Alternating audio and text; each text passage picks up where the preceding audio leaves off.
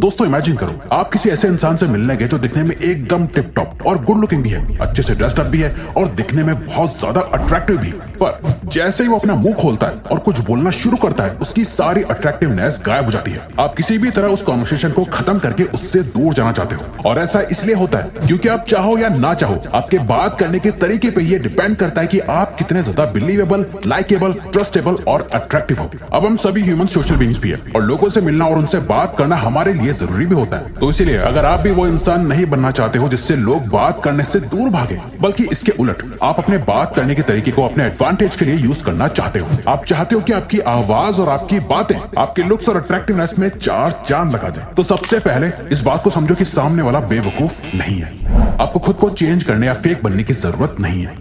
Likeable बनने के लिए हमें अपने आप को एकदम से पूरी तरह चेंज करने की या फेक बनने की जरूरत नहीं होती, क्योंकि आप कब फेक बन रहे होते हो और कब नहीं, सामने वाला इसे बहुत आसानी से पकड़ ही लेता है। सामने वाला बेवकूफ नहीं है। दुनिया में जितने भी महान स्पीकर्स हैं, उनकी बोली हर एक बात सुनने में इतनी ज्यादा अट्रैक्टिव इसलिए लगती है क्योंकि वो किसी दूसरे इंसान की तरह बोलने की कोशिश नहीं करते। वो जैसे हैं वैसे ही खुद को शो करते हैं, और इसी ओरिजिनलिटी की वजह से उनकी बातों में एक अलग ही कॉन्फिडेंस और ट्रस्ट फील होता है। ज्यादातर लोग ये गलती करते हैं कि वो जब किसी इंपॉर्टेंट पर्सन से मिलते हैं या किसी को इंप्रेस करना चाहते हैं, तो वो अपनी बातों से ये शो करने की कोशिश करते हैं कि वो कितने बुद्धिमान हैं, या अपनी आवाज को अट्रैक्टिव बनाने के लिए एक फेक एक्सेंट अडॉप्ट कर लेते हैं, या फिर इंग्लिश का बहुत ज्यादा यूज करने लग जाते हैं। I totally forgot. What are we celebrating? अपनी वॉइस और पिच को चेंज करने लग जाते हैं। 1 cup of pure, harmless platonic coffee. Problem है? किसी एक्टर, एक्ट्रेस या सेलिब्रिटी को कॉपी करने लग जाते हैं। ये सब करने से वो अपने असली चेहरे को छुपा रहे होते हैं, और वो भी इतने खराब तरीके से जैसे कोई चोर इतना ओपनली चोरी कर रहा हो, जिसे आप आसानी से देख सकते हो, और उस चोर को लगता है कि उसे कोई नहीं देख रहा। जरा सोच के देखो, अगर शाहरुख खान अपनी बात में वेट ऐड करने के लिए अमिताभ बच्चन की तरह भारी आवाज में बात करने लगे, या फिर इलॉन मस्क जो रुक रुक के बोलते हैं वो एकदम साफ बोलने लग जाए, तो आपको कुछ अजीब नहीं लगेगा। आप आसानी से पकड़ लोगे कि ये लोग अपने रॉ, ओरिजिनल और ऑथेंटिक सेल्फ को छुपा रहे हैं। जैसे शाहरुख खान का सेंस ऑफ ह्यूमर और इलॉन मस्क का थोड़ा थोड़ा हकलाना, ये सभी उनकी खासियत है, क्योंकि वो एक दो बार बात करके खुद को अट्रैक्टिव नहीं दिखा रहे, बल्कि वो कंसिस्टेंटली ऐसे ही बात करते हैं जो उनके रियल सेल्फ को शो करता है। And then genetics and AI. I think I didn't expect. पहले जब काजोल घर में थी तो लल्ला लल्ला लोरी दूध की कटोरी सुनते थे, अब अजय उनको सुनाते हैं आजा माजी सटक ली। ऐसे ही आपकी भी कोई खासियत है, आपका अपना एक यूनिक स्टाइल है, और लोग उससे ही आपको पसंद करेंगे। इसीलिए सबसे पहले तो अपने आप को, अपनी भारी हल्की जैसी भी आवाज है उसको एक्सेप्ट करो। आप जैसे हो वैसे ही खुद को सामने रखो। आपको अट्रैक्टिव साउंड करने के लिए किसी और की अट्रैक्टिवनेस का सहारा लेने की कोई जरूरत नहीं है। सही से साउंड करना सीखो। दोस्तों ये तो हम अपने पर्सनल एक्सपीरियंस से बता रहे हैं कि ये जो टेक्निक हम बताने जा रहे हैं ये बिल्कुल 100% रियल और इफेक्टिव टेक्निक है, क्योंकि ये हमें खुद साइकोलॉजिस्ट और साइकेट्रिस्ट ने बताया था कि हम जिस सिचुएशन में होते हैं उसके अकॉर्डिंग हमारी आवाज भी अपने आप चेंज हो जाती है। फॉर एग्जाम्पल, आप नोटिस करना, जब आप खुद से बात कर रहे होते हो तो आपकी आवाज बहुत ही कम और धीमी होती है, क्योंकि आप एक काम और पीसफुल एनवायरनमेंट में होते हो। वहीं जब आप अपने दोस्तों के बीच होते हो तब आपकी आवाज ऊंची और फास्ट हो जाती है। आप बैठे रहते हो 2 बाय 2 के कमरे में और हम पूरी दिल्ली की सड़कें नापते हैं, क्योंकि यहाँ आपके एनर्जी लेवल्स बढ़ जाते हैं। वहीं जब आप स्टेज पे खड़े होते हो तब आपकी आवाज में स्टटरिंग यानी हकलाहट फील होने लगती है, क्योंकि आप नर्वस फील कर रहे होते हो। बेसिकली आपके इमोशंस आपकी आवाज को कॉन्स्टेंटली बदल रहे होते हैं। जब आप इस चीज से वाकिफ हो जाओगे, जब आपको पता लग जाएगा कि किन इमोशंस के अंदर आपकी आवाज अनअट्रैक्टिव फील होती है, तो आप उन एरियाज पे काम कर पाओगे जहां जहां आपको इंप्रूवमेंट की जरूरत है। पर रिवायर्स, उन्हें इंप्रूव करना कैसे है? उसके लिए public speaker Brian Tracy recommend करते हैं कि आप अपनी आवाज को अलग अलग कॉन्टेक्स्ट में चुटकी से रिकॉर्ड कर लो। जैसे जब आप किसी क्लाइंट से बात करो तो उसे रिकॉर्ड कर लो, जब आप अपने पार्टनर से बात करो तो उसे रिकॉर्ड कर लो, आप एक मीटिंग में कुछ प्रेजेंट करो उससे रिकॉर्ड कर लो, खुद से बात करते हुए अपने आप को रिकॉर्ड करो। हाँ, माना शायद आपको ये सुनने में अजीब लग रहा होगा, लेकिन ये टेक्निक ऑलमोस्ट सभी कॉन्वर्सेशनलिस्ट एक्सपर्ट्स रेकमेंड करते हैं, क्योंकि जब आप इन रिकॉर्डिंग्स को सुनोगे तो आपको अपने आप रियलाइज हो जाएगा कि आपको कब और कहां क्या नहीं बोलना चाहिए था, या कहां आपकी बात में दम कम था, जिसे आप नेक्स्ट टाइम ठीक कर पाओगे। जैसे फॉर एग्जांपल, जब मार्गरेट थैचर को यह पता चला कि उनकी आवाज बहुत ही सॉफ्ट है और लोग उन्हें एज ए लीडर सीरियसली नहीं लेते, उन्होंने अपनी आवाज को बार बार रिकॉर्ड करके सुना और उस पर इंप्रूवमेंट्स करी, जिसके बाद उनकी पब्लिक स्पीकिंग वॉइस स्वीट और इनोसेंट से बदलकर स्ट्रॉन्ग और पावरफुल बन गई, जिसे आप इस वीडियो में देख सकते हो। I've been so busy that I haven't had really much time to think about it. After all, I know I'm still only me. Because I feel very strongly about it.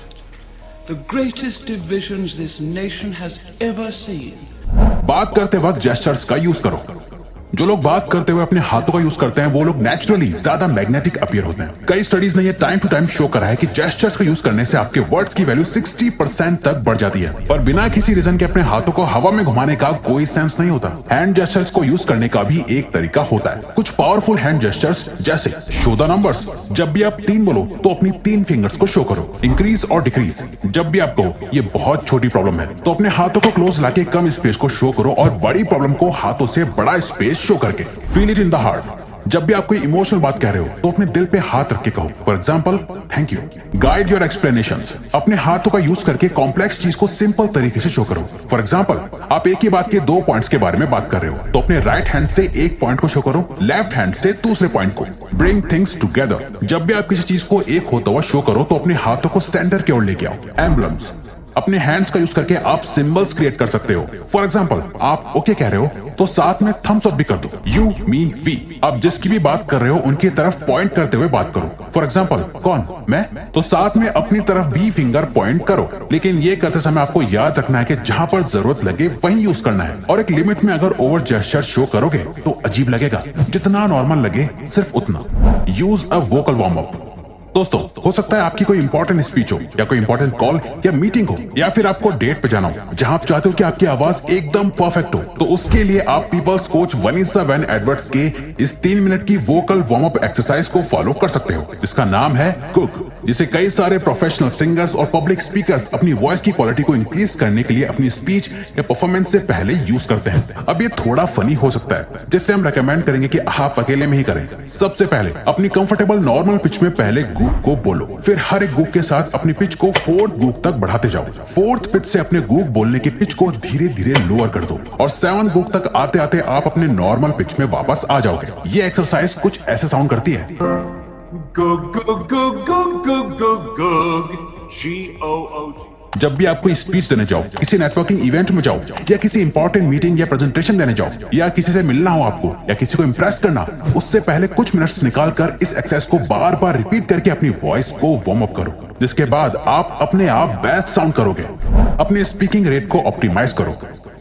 दोस्तों, आपको पता है एक average इंसान की conversational speech rate 120 to 150 words पर minute होता है, पर 1970s की journal of personality and social psychology में पब्लिश हुई एक रिसर्च के अकॉर्डिंग ये बहुत स्लो है। इस रिसर्च के अकॉर्डिंग जो लोग मॉडरेटली फास्ट पेस में बात करते हैं वो ज्यादा इंटेलिजेंट, परसुएसिव, क्रेडिबल और सोशली अट्रैक्टिव दिख के आते हैं। यही रीजन है आपको ज्यादातर मोटिवेशनल स्पीकर्स और एक्टर्स इसी रेट से बात करते हुए दिखेंगे। वहीं जो लोग 1 मिनट में 100 या उससे कम वर्ड्स बोल पाते हैं उन्हें ज्यादा समझदार नहीं समझा जाता।